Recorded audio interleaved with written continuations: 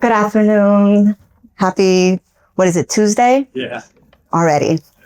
So it's such an honor and pleasure to be here before you all.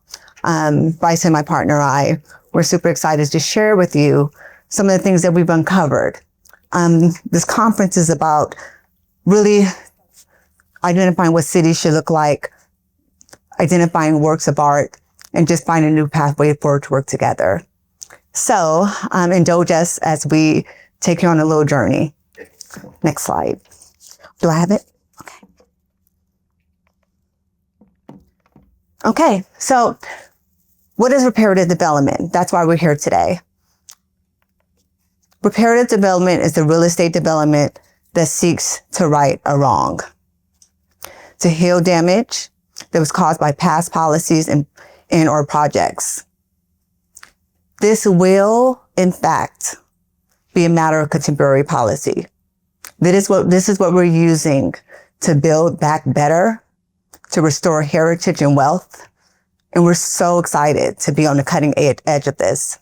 We've actually rolled a paper together, which should be coming very soon to a city near you, that you can get from CTBUH about what this really is and what it's really doing for us. It's a new way to think about reparations, which has a negative connotation. But when you think about reparative development, it really encapsulates everything that you could possibly think about towards wealth creation and restoration. It involves everyone being at the table. And yes, it involves government, the thing we don't like to talk about. But government is imperative to the work that we do.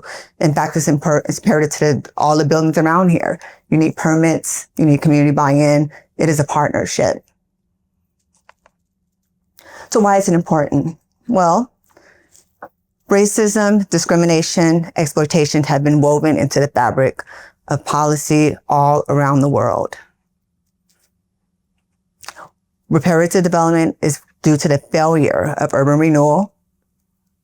We used to think that urban renewal was something beautiful once upon a time, but no one talks about what it looks like underneath there for the communities that were displaced. It did a lot of damage. So this whole thing about reparative development is the path forward. And for us, and it's because it's not necessarily about pointing the finger at somebody doing something wrong, it's about moving forward, especially in a world that's so divided. We come all the way from Portland, Oregon. Yes, Trump is trying to get there, we know that. But the good news is, it's only a time, it's the season, but we'll get through it. But urban renewal is truly has led to so much stuff that we can't even wrap our mind around. But the path forward is, in fact, reparative development. What reparative development is not color related. I want that to sit with you for just a moment. This is not about, for the Black people, for the Asian people, for the brown people. This is for a community. Us is all. This is the path forward because it's no longer saying us versus them. Anyone can use this framework. So if you have a community that's been impacted, whether it's Jewish, Asian, Hispanic, whatever have you, that was done by past policies or practices, reparative development is path forward. Because everyone can use this framework. It's policy diffusion at best. It's an intentional commitment to apply principles of communities that were previously excluded. So this project is led by the community and for the community. The government gives us money to fund this. We have millions and millions of dollars. By the way, we were a recipient last year of this very notion. Thank you, CTBUH. We're really, really honored to have that acknowledgement.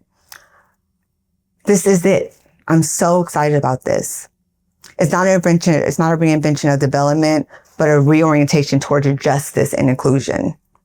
And there's nothing illegal, folks, about EDI, DEI, whatever you want to call it. It's just intentionality about who needs to be in a room where it happens, not to quote Hamilton. So elected officials are there, policymakers are there, advocates are there, funders, everyone is there. Reparative development requires everyone to be vested to get to a vision that we all can share. And the notion of this conference, this segment was rethinking housing. And this is the path for rethinking housing. Now I'm going to bring my partner up, Bryson, and tell you a little bit more about some things that we've been through. Bryson? So do a real quick history of urban renewal in the U.S. It really kind of started with the Housing Act of 1949. That really gave people and policymakers and city planners the tools to go through and redevelop sections of the city. The idea was that you're getting rid of blight, you're clearing slums, and you're dealing with problems that were created out of the suburban development that was going on at this time, as well as some remnants of the Great Depression. The reality was that a lot of people used this as a vehicle to enshrine racist tendencies and racist ideas. So they targeted minority communities and they displaced them. Minority communities weren't at the table when new developments were coming in, and a lot of people were pushed out. On top of that, there were policies that followed and kind of went in conjunction with this urban renewal. So in Portland, where our project is based, Portland used to have one single zoning category for all residential zoning. They rezoned the city and redid the residential zone so they could concentrate a lot of the multifamily dense portions and lower income portions in the minority communities around the city, leaving some of the wealthier, whiter portions of the city as the single family home with larger lots. Specifically, specific example of this was the Emmanuel Hospital expansion, which is done in North Portland. Now, the top photo that you can see was the original hospital. It is just the two buildings in the kind of center, just to the left of that yellow star. And then on the bottom, you can see the complex as it is now, which most of that picture is the hospital complex now. However, when they did this original expansion, they were planning on utilizing all of the land that they took, displacing 171 families, displacing 36 businesses, 3/4 of which were African American. And they didn't have enough money to do the development that they had originally planned to do. And so the development stalled pretty soon after they started it. They've done a few other developments and additions since, but for the most part, there were sections of the community that had been destroyed in the 60s and 70s that remained vacant for over 50 years. So how can reparative development be used to address these issues? So our project is one example. If you saw that star on the previous photo, this is what our proposed development is going to look like. It is multi-use. We have homeownership with the townhomes in the near ground. We have affordable apartment housing in the background with about 85 family-sized units. And then we have a business hub that hits both retail as well as office use, targeting Black-owned businesses and nonprofits that support Black-owned businesses in the city. Some other projects that are doing similar work. So Raleigh, North Carolina is working to redevelop a 5-acre site near their downtown that used to be an old DMV site. We've consulted with them, letting them know how we went through our process, and they've used a lot of components of what we did in their process. And I think they've demolished the building, and they're in the process of determining what's ultimately going to go there. Also in Portland, we have another project, which is a much longer term project. It's still community and nonprofit led.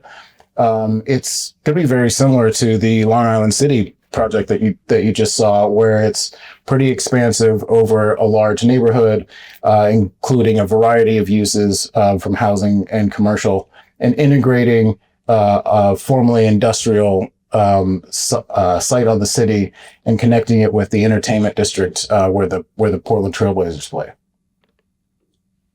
So with any of this type of development, there are limitations, but there are some solutions to those limitations. One is matching the scale. Yeah, I talked about, for example, the Emmanuel Hospital expansion and how much of the neighborhood was demolished as a result of that. Obviously, a development on one block, or what is ultimately going to be a block and a half, isn't the same amount of land that was originally taken. And you have to really, when you conceptualize how do we do these projects, how do we address these harms, you've got to acknowledge your opportunities to do these developments can't necessarily match the scale of the original harm that was done. And so you should be thinking about future projects that could fill in, that you could reconnect to that harm. Larger community plans and larger neighborhood plans like the Albina Vision project that I mentioned before can also be ways to address this, where you have a plan for the whole neighborhood even before you have access to all the individual sites. Another problem that you can run into is community engagement and communication. I don't know about, depending on where you're from, the attitudes towards developers where you live, but I think there's been a lot of communities in the United States, especially Black communities, who have a negative opinion about developers and always assume the worst. And one way to help avoid that and help avoid that sort of opposition is having authenticity behind what you're doing. So you're clearly stating the harm that you're trying to address. If you're with an agency such as the government or an organization that contributed to the harm, you're acknowledging that you did.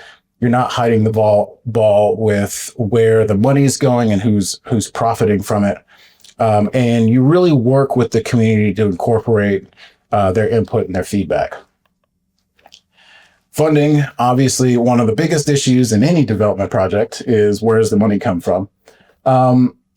And especially for reparative development projects, the order of operations for how the money gets into the project can be a big issue. Some projects like ours started with strong connections to the government and started out of government working groups. That helped us tie in a bunch of government funding early in the project that we could use as a base to go raise more funding to do the actual development. Other projects like Albina Vision Trust, for instance, started with support from foundations and other things to get the planning going, to really pitch government agencies on the projects, on the ideas, and ultimately get that funding for the larger vision. There are a few ways to do it, but you want to make sure that you're matching your process for funding with your process for how you're engaging the community and how you're running and governing the project. Volunteer capacity can be big. A lot of these involve a lot of community volunteers and community input. Consistent updates, as well as considering compensation for those volunteers, can make them more effective. A big component that you run into is some of the issues and some of the policies that were put in place to address the problems of the original policies. So the Fair Housing Act, for instance, was enacted in the United States to address some of the racist implementation of the Housing Act of 1949. And that prevents you from putting racially specific covenants and only selling homes to people of a certain race. And so if you're trying to bring a community that's racially specific back to an area, how do you get around that? How do you still address the harm that was done to that specific community? And the solution that we found is connecting the project to a specific harm rather than a specific racial group. And so one of the things that we're able to utilize with our project is Portland's preference policy, which gives preference for affordable housing to people who were most directly connected to the hospital expansion. Timing and time pressure is another thing. Community groups work slowly. They need extra time. They need to think about it. And being intentional, grouping things out, and getting engaged people to address solutions in small bite-sized chunks simultaneously can be a way to move things along. And now my colleague will close us out. We are over time in 18 seconds, but thank you so much for everything. We look forward to your questions in future run. Thank you.